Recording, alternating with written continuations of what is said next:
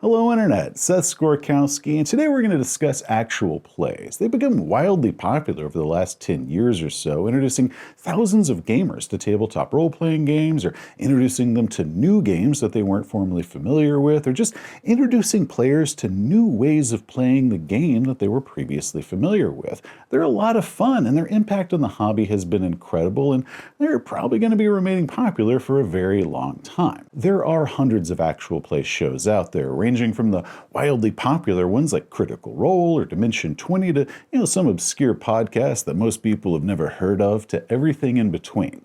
I've personally played in several actual plays over the years, including but not limited to How We Roll, Into the Darkness, Ain't Slayed Nobody, Cthulhu and Cairo, Push the Roll with Ross Bryant, and several with Glass Cannon, including 2 full seasons of Voyagers of the Jump. I've done them as audio only, videos, streamed them live, even done live events on stage.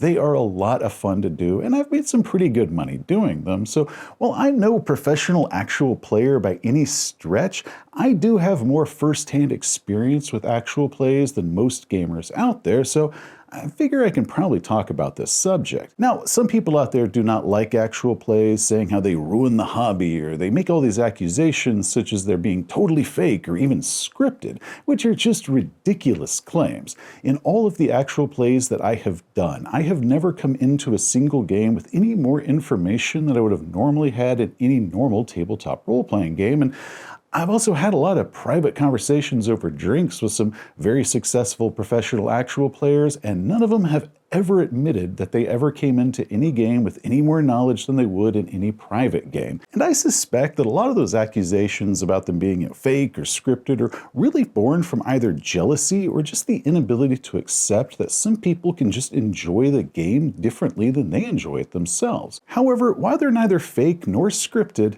actual plays aren't real. Yes, they really are playing the game, and hopefully they are having real fun while they're doing it, but at the same time, actual plays are not the same as a regular game around the table with your friends, aka a real game. So that's what we're going to talk about today, what actual plays are and what they're not. And because there are hundreds of different actual play shows out there across all sorts of various mediums, I'm going to be taking a very general, broad stroke approach to this, so if one point or another doesn't, particularly match whatever your personal favorite actual play is, cool. Okay, so disclaimers out of the way, let's get this thing started. The first thing that you have to understand is that actual play games are entertainment. There's a reason why the most successful actual play shows are the ones that have actors and comedians in them. These are professional entertainers, not just natural talent, but practiced performers. And while yes, they are performing for their own amusement, each other's amusement, they're also performing for the audience. People change their behavior when they understand that they're being observed by outsiders. We present ourselves in a more favorable way. So with actual plays, that knowledge that this is going to be watched and judged by others, the players are going to alter their natural behavior. Now this can just be little minor things, such as whenever I'm doing one, I try not to tone down how much it is I touch my face and play with my hair, which is just about a constant in any other situation. But players, they might become more inclined to focus up and pay attention or be on their best behavior, and also playing it up to the audience because they know that they're being watched and judged. And yes, it is performative, so of course professional performers who make their living by being entertaining, they're going to thrive in this medium. I've always taken some pride in being the funny one among my circle of friends, someone who can be really quick with a joke or some clever remark. And like with many people of my generation, I grew up watching a lot of Whose Line Is It Anyway and improv comedy, and thought to myself, oh yeah, I could totally do that. But I was horribly wrong. Having now spent some personal time with improv actors instead of just watching them on a screen, I quickly realized that I had been lying to myself, and I can't come close to what it is that they do. Their brains work at a completely different level than my own. Those days where I am firing on all cylinders and I'm bringing my absolute A game, that's what a professional improv comedian might call an off Tuesday. So of course, putting a group of people like that together, trained performers who are playing it up for an audience, they're going to absolutely thrive in that environment. And I feel that many of the people who dislike actual plays, I feel that they saw that combination of people's reactive behavior, of being on camera, plus just being skilled performers who can improvise brilliant monologues or full songs just completely on the fly, and just rolling with the unexpected with that improbability of yes and that whole enthusiasm about it. And those people watched that and they thought to themselves, this looks nothing like the games that I've been running for years. But instead of identifying how these are trained and talented entertainers who know that they're being watched, they simply just wrote all this off as, oh, this must be scripted, which is simply wrong. One popular argument against actual plays is comparing them to porn, how they're giving people an idealized, unrealistic expectations as to, what it's going to actually be like when they do it, which I can actually really agree with that comparison. I mean, porn gives us an unrealistic expectation about how fast a repair guy will arrive next time you get stuck in a washing machine, and actual plays might give us an unrealistic expectation of everyone arriving and starting a session on time. A lot of people really do hate the porn comparison, but I personally find that it works. I mean, after all, porn is performative. I mean, we refer to them as performers, and yes, they really are having sex, and yes, I do hope that they're actually enjoying themselves, but at the same time, their objective isn't about their own enjoyment, it's about the audience's enjoyment. And that shift of priorities is very important to remember. 10 years ago, when I made my first video covering the RPG social contract, one point that I stressed was that in order to have a healthy, long-running game, everyone around the table, both players and game master, should assume that no matter what happens, they're going to have fun today. And now, since their own enjoyment during the game is being assumed to happen, that can then change their priority from being about themselves to now about helping everyone else around the table have a good experience with them as well. However, when you're making an actual play, that introduces a new priority into the mix. Instead of it simply being, are my players having fun, there's also, is this good television? Is this entertaining to people who aren't even in the room with us? One of the first lessons that they teach you in broadcasting school is dead air equals death. You must keep the audience's interest. You have to keep talking. So things like a player taking time to contemplate what their next move is going to be, or stopping the game to look something up in the book, or debating some rules interpretation amongst themselves or with the game master, ain't nobody got time for that. It is go, go, go. Again, this is somewhere that an improv artist is going to absolutely excel at. But in a normal game, just sitting around with your friends where you're not worried about things such as, audience retention or subscriber numbers or sponsorships, you can, actually take your time to sit out and plan and weigh your options and discuss, rules with each other to make sure that you're getting everything absolutely correct. I mean, you're answering to no one but each other. I mean, there's less pressure involved, and there's absolutely no external pressure from anyone who's not even there. Though in all honesty, it's very refreshing to be part of a game where time isn't spent contemplating but acting. Because, my players are in our normal group, I've watched them spend over an hour trying to figure out how to open an unlocked door before. And, it's not that they finally opened up that door at the end of that hour, no matter how much time I spent just trying to psychically scream at them, do something. No, instead they simply ran out the clock in the game, so then the next session began with them again standing before an unlocked door and doing everything in their power to not open that freaking door. Anyway, my point to all this is that shift in priorities from, just being, is this fun for us, to also including, is this fun for our audience, that changes how the players play. With a good actual play group, they would have simply opened that door right up and just kept the game moving forward and just rolled with whatever bad consequences might have happened if something bad was going to happen from opening the door. Or they might have employed editing. The amount of editing that an actual play show uses, that varies wildly from show to show. So there's no universal thing here, but also what format they use, as well as it being video or maybe an audio-only podcast, that sets up what sort of editing limitations of how much they can get away with and how much they can use and how they can use it. Audio-only podcast is the easiest. We can trim out all the boring bits so the players weren't saying anything, or we might cut out entire scenes that didn't go anywhere. Some of them will even trim out a lot of the mechanics talk, leaving it sounding more like a radio play. You can also have players re-say some dialogue if they maybe got tongue-twisted on something or they didn't say it the way that they wanted to the first time. They might just do a take two on that. The security goon steps between you and the door. I'm sorry, sir, but I can't let you inside. Out of the way, unless you want to go down as an accomplice. Hold on, wait, I can do that a lot better. Step aside unless you want to go down as an accomplice to murder. Okay, roll me an intimidate, or maybe even a law if you have that. Okay, extreme success. The goon lifts his hands and steps aside. My apologies, sir. Please, step on through. Okay, so let's punch that same footage up with some editing. The security goon steps between you and the door.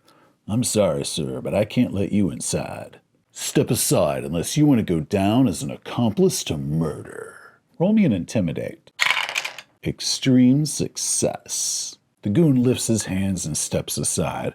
My apologies, sir. Please, step on through. As you can see, that is much punchier. It moves at a much faster pace that's only actually half as long, and everyone sounds much more confident in whatever it is that they're saying. So while what the audience hears is really what they were saying when they were playing, it's also not entirely real to what that game was like. Video, of course, can be a little bit more restrictive in hiding any editing cuts, but that can be done by doing reaction shots, or maybe the screen changing to some illustration, or maybe showing some B-roll camera footage of some dice rolling or something like that, and then we go back to whatever we were saying, and nobody knows that there was a little bit of lost time in there. And even if no boring bits are actually getting trimmed out of whatever's going on, editing can still be used to convey emotions, flipping to reaction shots, or doing quick zooms, or maybe holding the camera on somebody just a little bit longer as everybody else is talking.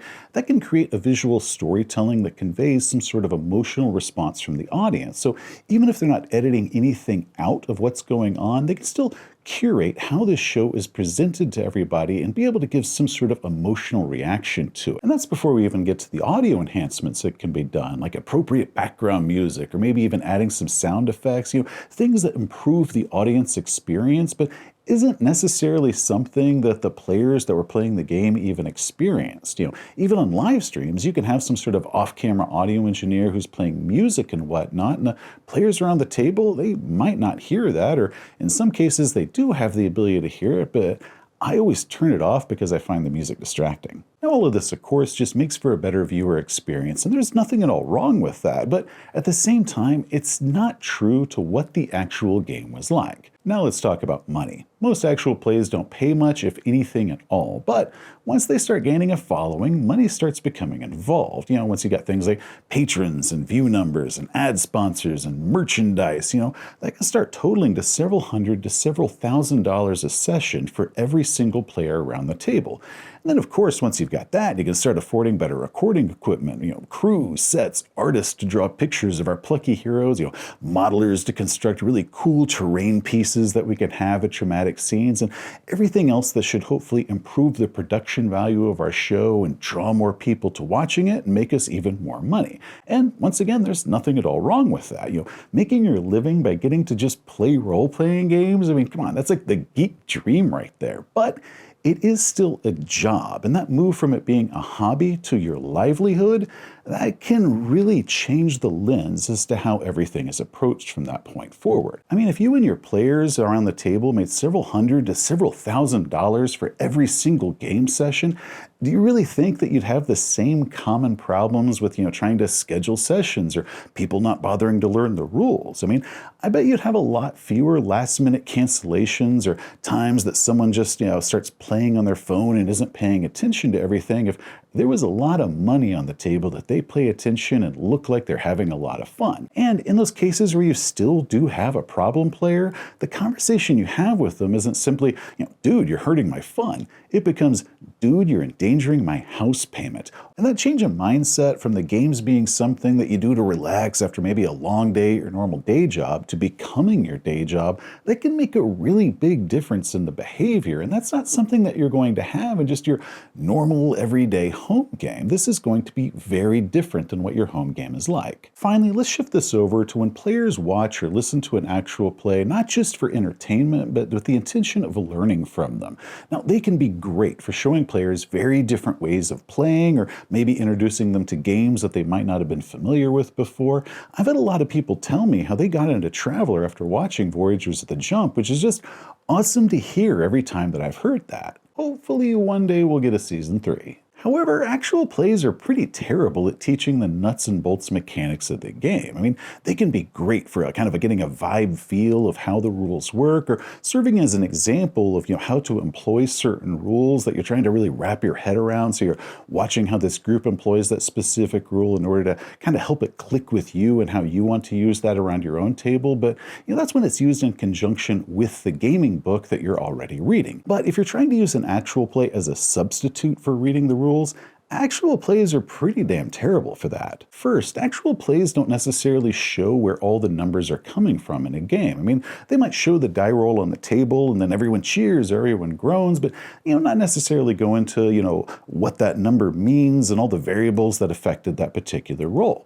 Some shows, like I mentioned, they might intentionally edit out or downplay the game mechanics, simply focusing on the result of, how this affects the character and the story going on, sort of the what happens, but not the why it happens. After all, their goal is about entertainment. Their goal isn't about explaining the game mechanics. And also, actual plays don't necessarily go by a game's full rules. I mean, if there's a question mid-session about how something works, they're going to be a lot less inclined to stop the game and look it up. The game master is more likely to just simply employ the rule of cool, make a call, and keep the show going. They don't want to slow down and stop to look up whatever a rule is. The game master might also be using a rule incorrectly themselves. They might be incorrect of how that rule is supposed to work, or maybe they're employing some sort of house rule to whatever it is that they're doing. Maybe because they like that house rule. Maybe because they think it's one that works better for doing a show format. But, that's not really any different than any other game master out there, either doing house rules or not fully understanding how the rules work. I mean, none of us are perfect. Maybe not you, but Jeff is perfect. So gamers, you're still going to need to read the rule book and learn the game's rules. I mean, it feels weird to have to say this, but it's also kind of amazing how many people have binged some show or another, and then they go online, they try to argue the rules mechanics with somebody who's actually read the book and actually played the game themselves, but that happens a lot more than you would think. Anyway, that's my thoughts on actual plays. I think they're great, and they've done a lot of good for the hobby overall, and I hope to play in more of them in the future. Hopefully I didn't burn too many bridges with this video. I mean, there's nothing wrong with people who enjoy them, or even people who enjoy them that don't necessarily enjoy playing RPGs. They just like watching the actual plays or listening to whatever podcast it is. The problem simply comes down to people forgetting that these are entertainment, and they try to see them as something that they're not. Until next time, gamers, you have a great day.